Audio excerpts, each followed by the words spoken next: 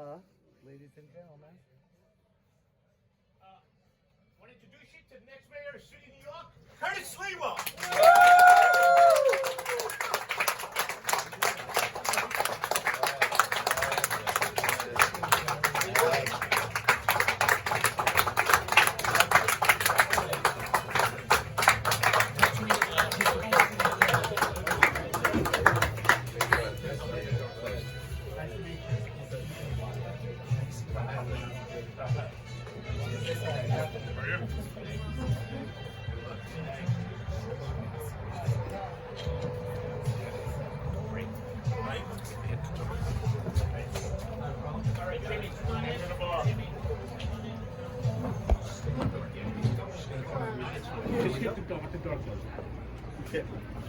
Hi, everybody.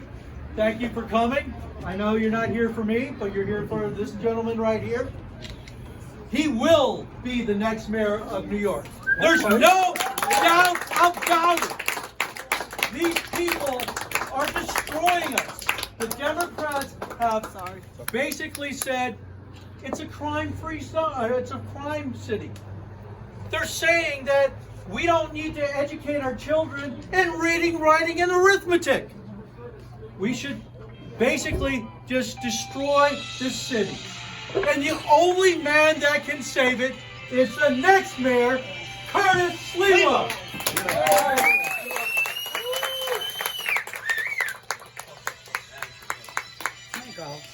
First off, thanks for all being here this afternoon. It's been a busy day on the campaign trail, as it is every day for the Curtis Sliwa. Let's just call it the tsunami through the 5 boroughs of the city of New York. Because I was the last candidate to announce on March 15th. And as you know, there were many candidates who have been running for 2.5 years. 2.5 years, raising a lot of skiarol, a lot of mula shmula, a lot of shekels, tax dollars. Because they've been taking advantage of an 8-to-1 match, which now I'm trying to take advantage of to play catch-up.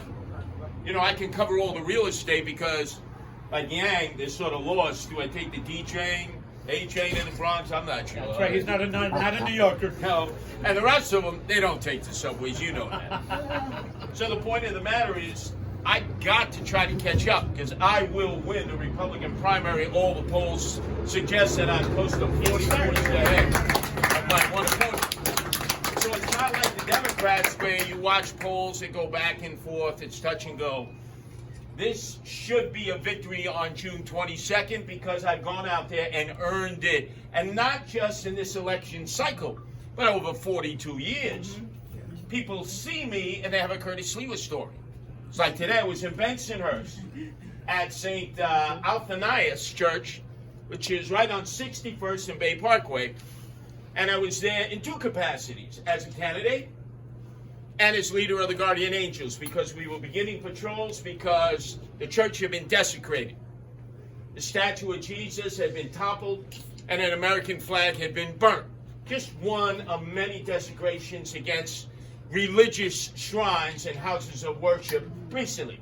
You saw up in Riverdale when one guy on his own was throwing rocks at the windows of synagogues and shuls, and then returned the next night while police were in the front and broke more windows in one of those same synagogues. Eventually was caught, and naturally because of no bail, released, not remanded to jail, released to the streets, and he lives in Riverdale.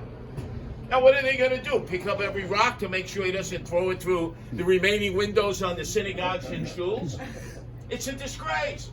But again, I served in 2 capacities. I was up there as a candidate who's been to Riverdale many times before, and I brought the Guardian Angels to continue the patrols. So I don't just have a press conference, which is good, as it brings attention to the situation. I certainly don't demean anybody who has a press conference in the aftermath of some kind of vandalism or attack, or in this case, an all-out attack on a house of worship. That's fine, but then they leave. What are they doing? Are they strengthening the police? Are they empowering them? No. They have a press conference talking about how horrible it is that there were attacks on the synagogues in Riverdale, and yet they have the gall to stand there, although the reporters don't ask them this, and they should. Well, sir, ma'am, you're advocating defunding the police. Wouldn't that lead to more acts of vandalism and desecration? You know, sort of like a 1-2 punch. It's like with all the crimes in the subways, the slashings. I'm actually going to invite all the candidates to ride with me, and I'm going to give them, I'm going to give each one of them, because none of them are going to show, you know. You know that. 2 hockey masks from the slasher movies that they can wear so they won't get slashed when they're riding with me. But they just go down into the subway for a photo op. They have no idea. I'm reading this morning, they're for the Democrats. Oh, we should have more cops in the subways. Where are you going to get the cops? You've already defunded the police by $1 billion. Some of those screwballs out there want to take even more money, $3 billion. And the biggest screwball of all, a detriment to our way of life, is AOC, all-out crazy Alexandria Ocasio-Cortez. What a screwball she is. She is saying to every candidate who's running for any office, from mayor right on down to the local city council managed situation, there are 51 seats up for grabs, that if you want her benediction, if you want her to lay hands on you and say, you are my designated Democratic Socialist of America, Justice Warrior candidate, I give you all the power of AOC, all out crazy, you must agree to defunding $3 billion from the police department. Now, their budget is $6 billion. Minus 1, that's $5 billion. Take another 3, $2 billion. Now, forget about all the crime in the streets and on the subways and the parks and the schools. What about our anti-terrorism force, the special unit in the NYPD? 1,000 men and women, specially trained, many of them who speak multiple languages because they listen to conversations morning, noon, and night. Because remember, they hit us in 92, they hit us on 9/11, and you better believe they're in some cave in some foreign country looking at the total breakdown of law and order in New York City and saying, hey, maybe the third time is the charm.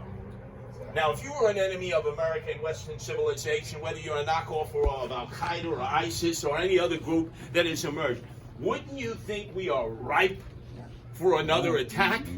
Yes. I don't know if you're aware as taxpayers that the New York Police Department, before Floyd was killed in the streets of South Minneapolis, which had nothing to do with New York cops or any other cops. It was Minneapolis cops, but every police department paid double, triple, quadruple the ramifications of these riots that turned to looting and shooting as a result of that one action. Remember that? Yep. It had a ripple effect. But do you know that we as taxpayers have a sophisticated number of drones that are being warehoused in Floyd Bennett Field? That's where the police keep their helicopters, their planes, and they keep the drones. Imagine on June 1st and June 2nd, remember last year when Macy's Herald bought every piece of plywood that Home Depot had? They had to ship more in from Red China. Yeah. Because they knew, they could tell, that the locusts would be going through the cornfields and stripping everything. Macy's Herald knew. But Bill de Blasio, the part-time mayor, the dope from Park Slope, who smokes too much Maui Wowie and Hindu Christian night on the back porch of Gracie Mansion, had no freaking idea. All the stores knew, because whatever plywood was left, they bought that plywood too. And I remember walking the streets and saying, yep, they're coming for all kinds of specific products, limited edition. This wasn't about revolution. This wasn't about Black Lives Matter and Antifa. This was simply thugs and thugettes who were looting and saying, gee, what can we throw up on the internet tomorrow that we can take out of these designer stores, whether it was in Soho or Midtown. And I noticed the police were backing off. And I'd go up to the police and I'd say, hey guys, you know, you got like you're ready. You know, look at them. They've got all the implements to break into these stores. What are you going to do? We've been told to stand back. We have drones, very small drones. How many of you have seen drones before, privately used? Oh, yeah. In fact, some of our newscasts are a result of a drone flying up high, and they're able to pinpoint a location with a drone. They don't even need a helicopter any longer. You know, we have about 18 drones, highly sophisticated, that Comrade de Blasio has said, no, you can't use in demonstrations, because then they'd be able to follow the demonstrators through the side streets, make sure that there's no vandalism, that there's no breaking in, there's no fighting and rioting, looting and shooting, and then obviously zone in on them. They can count the pimples on their nose. And through the science that is available, we can tell who these people are. Not permitted to use that. Mounted police, right? We have the top mounted unit in the world. 80 police officers, men and women who are trained to get on a horse. Remember, you used to see them always in Times Square. Where are they now? When's the last time you saw them? Right? You're paying for it. They're in the stables. Right, you're paying for 80 of the most highly trained horse and police officers who, when a police officer is mounted on a horse, he or she can see through the vast crowd. I'm telling you, having been in the middle of demonstrations before, if a horse charges you, everybody goes south. They don't start fighting the horse like they do the cops. You know, this ain't Blazing Saddles, remember, where bam, and the horse goes down. No. So the mayor won't let them use all these tools that are readily available. They could have a big impact on the surging crime problem in New York City. And then notice that Dope from Park Slope insists that there's not an increase in crime on the subway. Insists. Now we know he doesn't ride the subway, but he's not alone. Most of them don't ride the subway. Yet he insists it's an aberration. It's an embellishment. And every day you say, well, look, slashings, assaults, people being pushed in front of trains. Seems like there's a problem, Mr. Mayor. No, I'm not sending any more cops. Then all of a sudden there's a series of headlines. Yeah, I'm sending more cops. And how many of you have been in the subway, you can't even see a cop? And when they are together, they're all clustered together on a platform, and they got their iPhones out. None of them are wearing their hats, which makes them readily identifiable. And they're sexting and texting away, because you know they're not in touch with the precinct, right? What the hell are they doing? Where are the supervisors? How many of you remember when a cop would start at the back of a train, walk all the way through, and then come on back? Normally the last car, right, last car is the worst car. That's where all the thugs and thugettes went. I mean, they'd be having a party there, drinking 40, smoking blunts, you know, kicking out windows, boom boxes. They'd be having a party. Cop would walk in, everybody turn off the boom box, all of a sudden the blunt is down, all of a sudden the 40 disappears. You never see cops walking through trains. The only time you see a cop on a train is when it's time to go back to the transit police precinct and they all huddle in one car and they act like they don't see anything. Now, the reason they're not engaging is that they've been rendered impotent. There is a thing that we pay for a lot of money. It's called qualified immunity. It indemnifies all civil servants, all elected officials. Like, for instance, Andrew Evil Eyes Cuomo. The son of Mario Faccia Bruta Cuomo is responsible for the deaths of thousands of senior citizens who, over his supervision, through executive orders, were sent from hospitals with COVID back into the long-term nursing healthcare units, and it spread like wildfire. So I think we can all agree he's responsible as much as he says, no, you're making it up, you're maligning me. He has qualified immunity. So all these lawsuits now, we pay for because they'll be settled. Yet the cops who have qualified immunity no longer have qualified immunity. And every one of the Democratic candidates, including Eric Adams, who's now all of a sudden Mr. Law and Order, I love the cops, took away qualified immunity from the cops. Well, guess what? If you're going to continue to strip qualified immunity from police, when I'm elected mayor, I have no qualified immunity. And let every elected official give up their qualified immunity. And every judge and every prosecutor and everyone out there who makes mistakes on a regular basis that you and I pay for when the lawsuits flood in fast and furiously, sometimes resulting in death. And it's a wrongful lawsuit. They never pay. They're represented by corporation counsel. Why would we not continue to do that for cops? How are we going to hire cops? And now they want all cops to live in the city. Not teachers, UFT. You could be living in Connecticut As long as you, well, you don't even have to go to school now. You can do it all from, I want to go to school. But under normal circumstances, as long as you can get to your assignment and teach the children, they don't care where you live. Cops, they want to force all of them to live in the 5 boroughs. Now imagine you're a cop. You earn $42,500 to start. You don't get a pay raise for the first 5 years. Then you jump to about 82 with benefits. Do you know where most of these cops live for the first 5 years? In the basement of their moms and dads.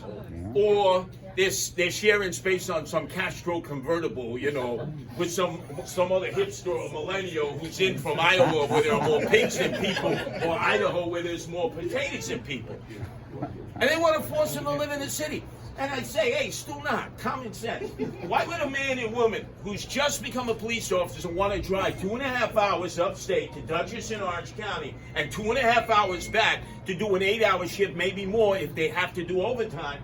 Maybe it's because it's more affordable. Maybe because it's a better quality of life. Maybe because the schools are better than here in New York City. So why would you force them to live in the city when you're not forcing other civil servants to do it? Right? What's fair and common sense. And also, if you're into defunding the police, then why are there armed NYPD security officers protecting all of them? Exactly. Why not give up your armed security? There's one piece of work, his name is Jumaane Williams. He's the public advocate. It's a position that does nothing. All the public advocate does, it doesn't matter who has been there, is allow that person to run for mayor. That's how he got stuck with Comrade Bill de Blasio. He was public advocate, did nothing, cut ribbons, and just collected money from donors that he was being wine dined and pocket lined by. Should have been in jail, but just barely escaped. But the point is, it's a position where you do nothing. So here's Jumaane Williams talking about defunding the police, defunding prisons. Do you know where this guy lives? Take a guess. No, you got to live in the city. But take a guess, where in the city Call Schultz Park. Jumaane Williams lives? Call Schultz Park. What's the safest place in the 5 boroughs of the city of New York? Fort Hamilton, an active military base, an active garrison. Where Boy, he's smart. you have to show He's got ID. the bomb to shelter. get Holy in. cow. But Jumaane doesn't want us asking anybody for an He's got the ID. bomb shelter. But when he rolls up in an SUV that we paid for, with armed security officers from the NYPD, even though they know Jumaane by now because he lives on the active garrison, he's got to show ID each and every time he goes to the MPs. What a sanctimonious hypocrite. But so are most of the rest. It's not do as I say, do as I do. It's do as I say, not as I do. That's not Curtis Sliwa. The other thing that's of key interest to me, instead of just refunding the police, hiring more police, and letting the police go out and do the job they were paid to do by allowing them to be proactive, not reactive, but with the caveat that if you violate somebody's civil rights, I'll be your worst nightmare. Because people don't realize in my first 13 years of organizing the Guardian Angels, the police didn't like me. They locked me up 76 times.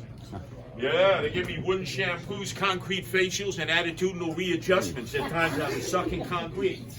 They lose me on Rikers Island. Hey, where's the paperwork? I got to go for arraignment. We lost it. Don't worry about it. Back into the dormitory with 40 guys.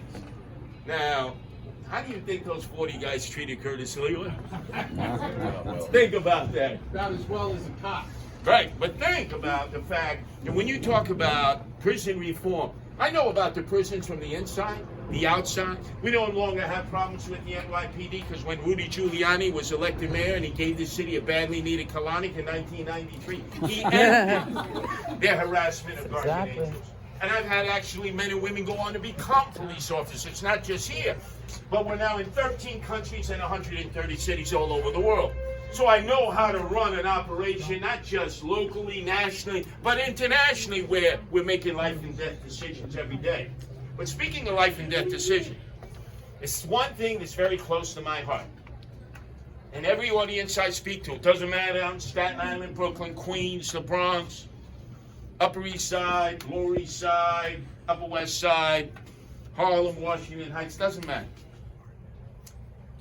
We have Uptown in East Harlem, and in 3 other locations. We call it animal care and control. Come on, You know what guys. animal care and control How do you is? do this? It's a shelter for animals. So if they find strays, dogs or cats or feral cats or other animals, or people turn them in because they no longer can care for them, or maybe somebody died, and now their best pal in the world, their family member, the dog or the cat, they get turned in. You know what happens to that dog or cat within 72 hours? Euthanize. Euthanized, right? Yeah. Euthanized. We kill dogs and cats that would be adopted. Los Angeles has no-kill shelters now. Austin, other cities have realized you can't kill our friends, the dogs and cats. In fact, how many of you like your dog or cat more than your husband or your wife, your children, your grandchildren, your nieces, your nephews, your friends, your bosses, your co-workers, Your girlfriend's Exactly. Let's face it. You're right. So, again, it's not do as I say, but don't do as I do. I live in a 325 square foot studio apartment in the Upper West Side off of Columbus and 87. One turlet with my wife Nancy, and we have 15 rescue cats. Now, that's a lot of heavy lifting of litter. I've had a double hernia at times. We got to change it 3 times a day. And every one of those cats has a unique personality. Every one of those cats would have been euthanized. Every one of those cats was on death row. Have you ever seen those old black and white movies? You know, where all of a sudden it could be Jimmy Cagney or somebody else who are on death row, and then all of a sudden they're being walked to the electric chair. They're, I don't want to die, I don't want to die. And then the governor calls in and gives them a reprieve. Governor Cuomo himself could call up and say, I just saw online, Tuxedo Cat number 3672, spare his life. I'm giving him a pardon. Sorry, 72 hours is up, Gov. Euthanized. Now, a society that treats animals that way, notice, there's ramifications. How do we treat homeless people? How do we treat the emotionally disturbed person? We have emotionally disturbed persons who are roaming the streets, living in the subways, who are a menace to themselves and a menace to everyone else. They need to be forcibly removed, put into a mental health care facility, and given their meds to normalize that. Not to roam the streets, not to roam the parks and the subways and create problems. This didn't happen before when Rudy was mayor, Republican mayor for 8 years. Didn't happen when Bloomberg was mayor, Republican mayor for 12 years. Who was it? Happy governor? Comrade Bill de Blasio. He has a program called Thrive.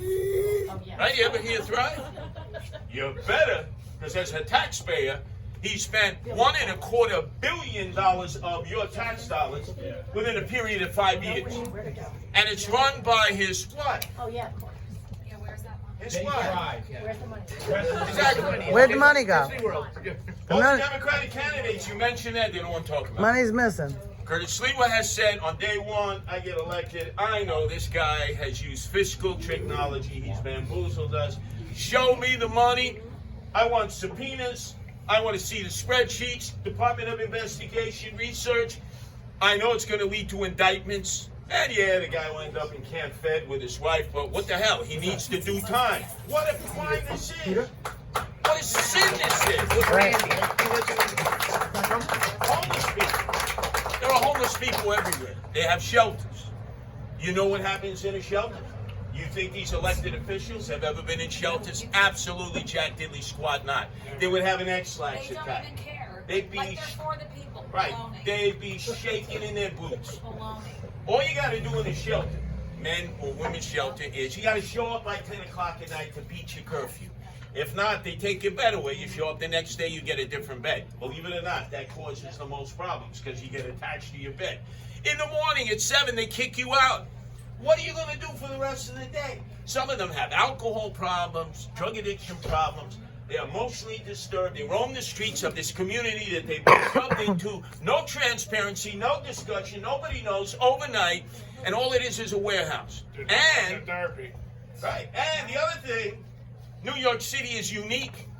There is a federal court order that demands that any person can show up at the Port Authority, pounding the hound, taking a bus or the PATH train, or by any other means, show up and say, I am indigent. I am without shelter. I can't eat. I don't have any medical aid. And immediately they have to be provided shelter, 3 squares, a hot and a cot, and Medicaid. Only city in America where that happens. Now just imagine if you were down on your luck and you were in Philadelphia, which doesn't have that policy. Would you want to stay in a shelter in Philly where you get bots, nothing, bupkis? Or would you want to come to New York City and they'll put you up in a COVID-19 hotel? So they drive it all here. Right. You look at Midtown. They say, let's open up Midtown. You can't open up Midtown. 18 of these hotels are COVID-19 with homeless and emotionally disturbed. There is no way the tourists are going to flock back here. First of all, they won't have the rooms. Second of all, you're going to have people who are a potential threat to them when they start spending their money. So all these issues have to be addressed. And I can do it. And then I'm just going to mention two other things real quick. There needs to be a right to business. You've seen a lot of businesses have closed down, and they'll continue to be out of operation. And a lot of people have said, sayonara, because I know even for you, you're on the internet, you're on the computer, Florida is biting one ear, Georgia, North Carolina, South Carolina, Virginia, Tennessee, Texas, and you're wondering, it's time to leave. And then you got de Blasio who's basically saying, go ahead, leave, make sure the door doesn't hit you. It's the guys just do not. You're chasing people away who are paying taxes, who are subsidizing your social programs. Who's going to fill the void? Hey, there'll always be people who come here. Well, there is so much empty commercial space. Many of them that can be repurposed into small businesses that we have to help men and women who are here, who have decided they're not going to leave, they're going to improve, don't move. Most of them are younger, so they have sort of the energy, the wherewithal. And we got to help them get into business. Because guess what, AOZ, all out crazy, Alexandria Ocasio-Cortez, we are not a socialist country, we are not a communist country. This is the land of capitalism. The story of rags to riches. Americans rebel rags to riches. Every immigrant group, every ethnic group, they can point to people who didn't have 2 nickels to rub together, and all of a sudden they're a success through hard work.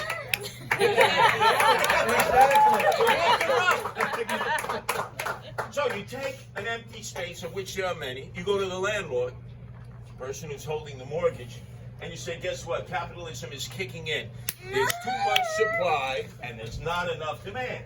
So, does any of you remember the show, Let's Make a Deal with Not Oh, yeah, I loved it. That's what the mayor's going to have to sit down and say, well, how can we all of a sudden make everyone whole? So that the people leasing or renting can afford it? The landlord is not going to leave and abandon the property, which is what AOC is saying. Don't pay rent. Don't pay commercial rent. Don't pay residential rent. Drive the landlords out so that the city and state are forced to take over the property and create affordable housing. You know, that happened in the 70s. It led to arson, abandonment, dropping of property rates, and 1 million people fled New York City in the 70s alone. How did that work? Like defunding the police, right? How did that work? Like defunding prisons. How did that work? Like no bail, right? How did that work? These are disastrous programs. Not to mention the crime rate. So no, just know that when Curtis Sliwa was mayor of the city of New York, we go back to basics. Common sense, pragmatic effects, and most importantly, you're going to have a mayor who rides the subways. I vouch for you. Yeah, you have a mayor who says to the NYPD, we need you men and women not to protect my tuchus, to go out there and patrol streets, lock up criminals and fill up Rikers Island, do your job. I've been able to survive 67 years. If I can't walk the streets of New York City on my own or ride the subways, you know what I need to do?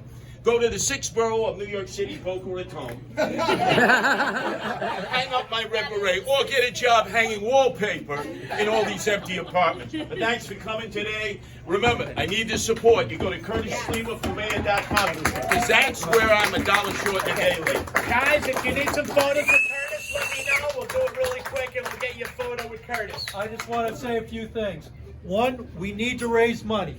There's still more Democrats than Republicans, and we have to make the matching funds. So if you see these cards on the table or you want more, take some. Go to your friends, go to your families, have them contribute, and it gets matched 8 to 1. So you can just log into this, scan it, and log in and contribute. If you want to hand out some flyers in your building, we need that. And we're still collecting signatures. So if anybody hasn't collected, sign one, or if they want to collect because we have another week to do it, please come to me and I'll give you some petitions, whatever you need to do this. And now, let's chant. Mayor Sliwa! Mayor Sliwa! Mayor Sliwa! Mayor Sliwa! Mayor Sliwa! Now take your pictures. Hey, Curtis.